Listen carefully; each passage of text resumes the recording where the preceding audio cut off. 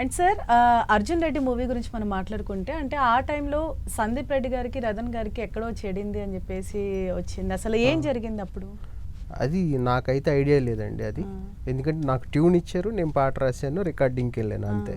ఆ మిగతా ఇప్పుడు బ్యాక్గ్రౌండ్ స్కోర్ చేసేటప్పుడు లేట్ అయిందా లేదు ట్యూన్స్ దగ్గర లేట్ అయిందా అనేది మనకి కరెక్ట్గా ఐడియా లేదు. కానీ రథంతో నేను తర్వాత కూడా పనిచేశాను, అంతా happy. Okay. So Sandeep Reddy Vanga గారితో వర్క్ చేయటం ఎలా అనిపించింది అప్పుడు? చాలా అండి, అంటే చాలా ఎంకరేజింగ్. ఆయనకి ఏం కావాలి ఏంటి అనేది మనకి కరెక్ట్గా ఇన్పుట్ ఇచ్చేస్తారు. ఎందుకంటే అది అంటే అంత క్లారిటీ ఉంటుంది ఆయనకి. నాకు అర్జున్ రెడ్డి నేను ఫస్ట్ ఊపిరాగుతున్నదే పాట రాసేటప్పుడు నాకు కథ నేరేట్ చేశారు, కొన్ని సీన్లు చూపించారు. అప్పుడు షూటింగ్ ఎండింగ్ స్టేజ్కి వస్తుంది, ఎడిటింగ్ జరుగుతుంది. ఎడిటింగ్ రూమ్లో రాంబాబు కొన్ని చూపిస్తానని చూపించారు. అంటే నాకు అది అంటే ఆ సినిమా టోను అది తెలియాలి కదా, అంటే రెగ్యులర్ సినిమా కాదు, రెగ్యులర్ ప్యాటర్న్లో ఉండదు అని నాకు చూపించారు.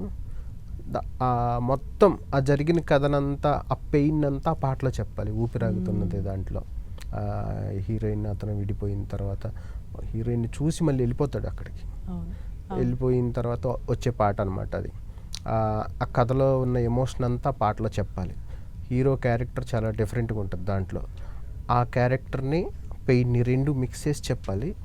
అలాగే నాకు ఆయన ఇచ్చిన ఛాలెంజ్ ఏంటంటే ఈ గుండె ప్రేమ అనే పదాలు వాడొద్దు అన్నారు.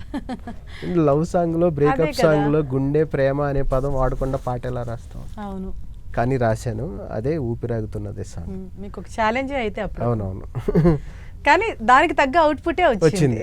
నాకు చాలా ఇష్టం ఆ పాట ఊపిరాగుతున్నదని. లిరిక్స్ కూడా చాలా బాగుంటాయి, చాలా ఎమోషనల్గా, చాలా హార్ట్ టచింగ్గా ఉంటాయి.